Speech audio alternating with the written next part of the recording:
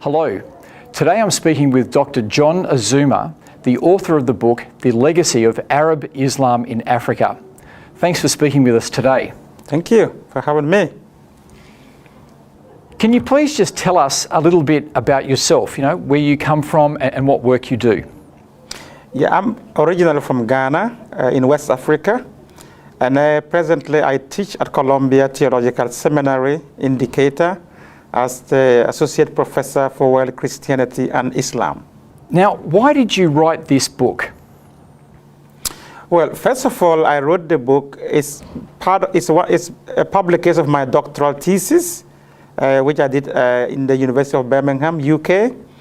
And I wrote the book because there was very little writing on some of the themes that I wanted to address, that I address in the book, having to do with the theme of Islam's interaction with African traditional religions, the whole history of jihad in West Africa, and as part of that, a very important part of that, the slave raiding and the slave trade that happened within West Africa by Muslim communities. That was why I wrote the book, because not many had written on these kind of themes in Islam history in West Africa. Now, I'd like to look at one of the topics in your book, the topic of colonization. We know that the Christian West colonized Africa. The West has acknowledged this and is self-critical in this regard. Did the Islamic empires colonize Africa? Well, yes, there was a lot of activities on the part of Muslims in Africa, especially in West Africa. What happened there was not necessarily outside colonization, but there was a form of colonization in the sense that the dominant Islamic tribes conquered weaker tribes and imposed Islamic rule over them. And therefore, there was some kind of internal colonization going on. The Fulani in West Africa in particular were very much in the habit of conquering and imposing Islamic rule on other tribes. So that was a form of internal colonization, yes. What about with the Arab conquest of North Africa? Was that a form of colonization? Absolutely. That the Arab conquest of North Africa was a form of colonization that took place in the 7th century when Arab Muslims burst out of Saudi Arabia and conquered Egypt and went on to conquer the whole of North Africa. There were a lot of Berber tribes there. The Egyptian Copts were the original indigenes of the land, as well as the Berbers. And they were all conquered and Islamized and Arabized. That was also a form of colonization, definitely. Now, do Muslims today acknowledge this? Are they self-critical about this? Not to the extent that the West has become very critical. In fact, many Muslims don't even admit that there was any form of colonization. Even though if you talk to the Berbers, and let's be also aware that many of the Berbers have become Muslim, the Berbers will tell you they have been colonized. There's been Arab imperialism. The same thing in Egypt. The Copts know that they are the original, the indigenes of the place. They feel like they have been colonized. The same thing will happen we talk to Sudanese. They will tell you that Sudan was colonized by Arab Muslim invaders. So yes, they will not admit it, but there is that kind of history there. Okay, thanks for that. I want to move on to the topic of slavery now. Did the Muslim empires practice slavery? Absolutely. But slavery was a very important part of Islamic expansion in West Africa, and in fact in the Sudan, and from the very earliest period of Islamic penetration into Africa.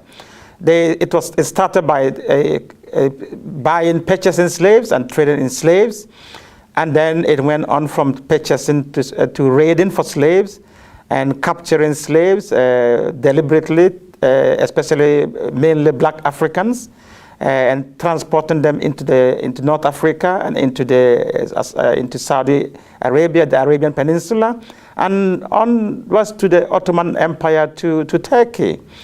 So slavery was a very endemic part of Islamic interaction with Africa. And in West Africa, the jihad's period of the 18th and 19th century involved massive slave raiding and slave trading. And many of the slaves that were captured and sent and sold and taken into the transatlantic slave trade, most of those who were doing the raiding at the time were Muslim communities because they were the dominant tribes. So a lot of that happened. That is not to say that non-Muslim communities were involved in raiding, but the dominant tribes were the Muslim communities that were doing the raiding at the time. The treatment of slaves is a topic that you bring up in your book. Can you talk about some of the differences in the way that slaves were treated in the Western world compared to in the Islamic world? Yeah, one of the themes I explored in my book is this perception that Muslims treated their slaves much more humanely than the Western slave trade. And what I found out in my own research was that that is not necessarily the case, and that there were very harsh treatments of slaves by Muslim groups. It was just a done deal at the time. And one of the key differences I looked at in my book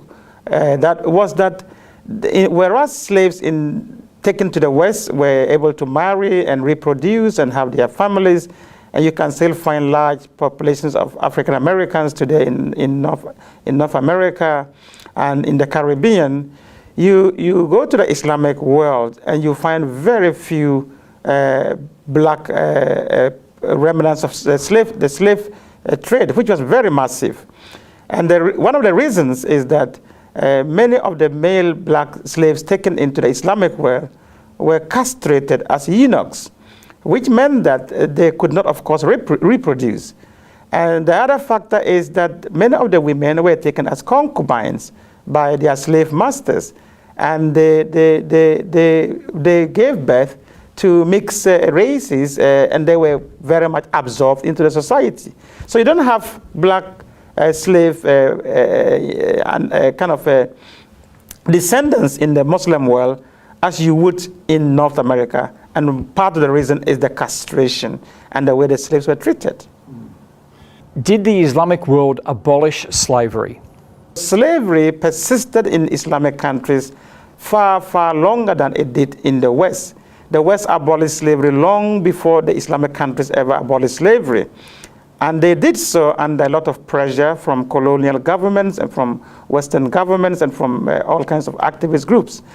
And in fact, the Saudi Arabia, for instance, abolished slavery in 1961 or 1960 thereabout, whereas Mauritania abolished slavery in 1981. And these were done on paper, and a lot of it is still being done. In practice, there are still a lot of slaves in Muslim countries. And the Sudan, during the Civil War, there was a lot of slave raiding going on done by the Arab Muslims in the north against the animists and the Christian Africans in the south. So even up to the 90s and this century, there was still capturing of young African men, boys in the Sudan for sale. So slavery continues, even though it has been abolished on paper in many Muslim countries. I often hear Muslims talking about the golden age of Islam, and they look back to this as the time when Islam ruled, and this is the golden period that they look back to. What's your understanding of the golden period, the golden age of Islam? Yeah, it depends on which Muslims group we are talking about, but the golden age of Islam, many Muslims look back to the period between the 7th and the 9th century, when during the Abbasid Caliphate, or rather from the 9th century to around the 13th century, during the Abbasid Caliphate. They talk about it as the golden period of Islam. But if you look at that history, it is fraught with difficulties, with a lot of problems. Yes, a lot of progress was made under that period. There were times of very stable rulership.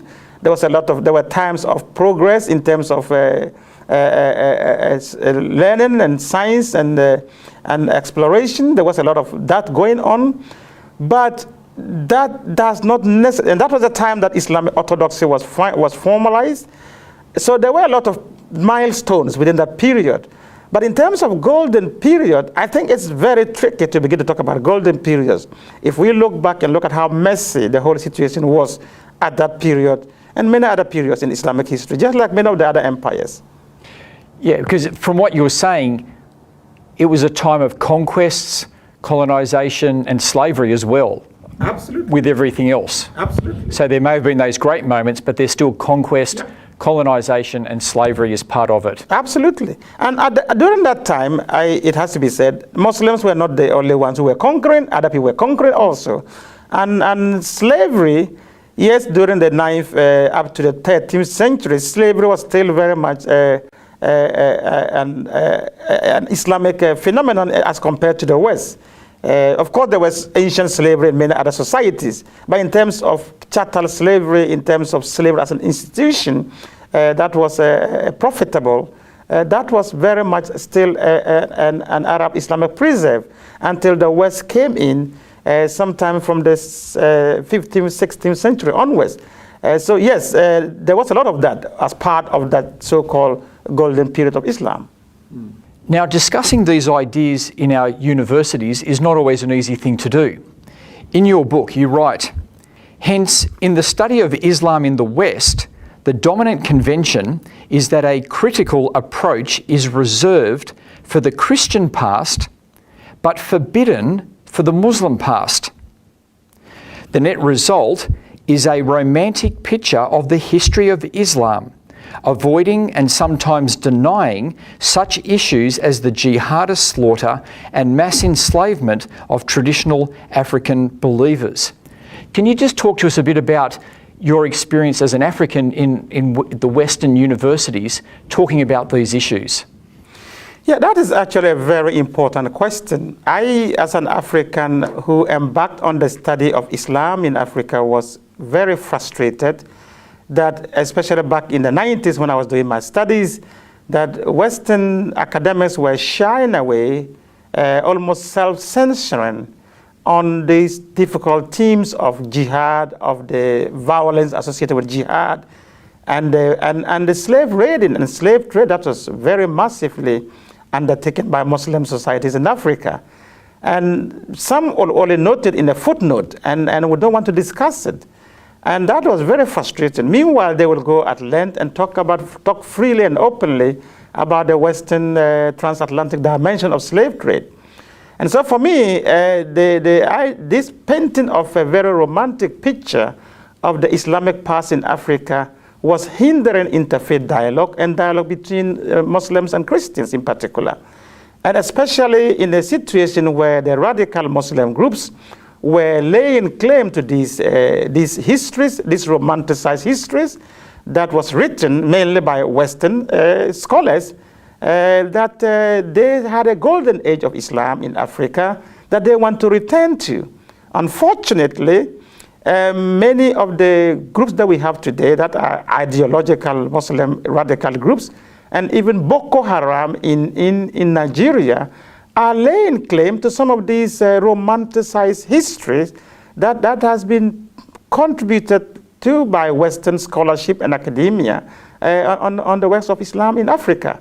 And this is what I was trying to challenge and to raise questions about, that we have to paint a more realistic history of the past. Africans have to get a more holistic history of their past if we have to live together, have meaningful dialogue between ourselves as Muslims and Christians. So what do you think is the way forward? Yeah, as I explored in my book, the reason why I wrote this book was not to be polemical against Islam or anything of that sort. It was simply to say to African Muslims, my co-Africans, fellow Africans, that look, both on the Islamic and Christian fronts and on the past, we have difficult histories with the way these traditions interact with Africa. So we need to take both histories critically. We need to study the histories critically instead of denying and romanticizing one history. Because when we do that, we are not going to, unless we understand our past very clearly and honestly, we cannot move forward with any sense of integrity and mutual respect. So the whole idea is, how do we move forward? Let's have a much more critical discourse of our past, and then we can move forward with meaningful futures together. That's the only way to move forward in this. Thank you very much for talking with us today. Thank you.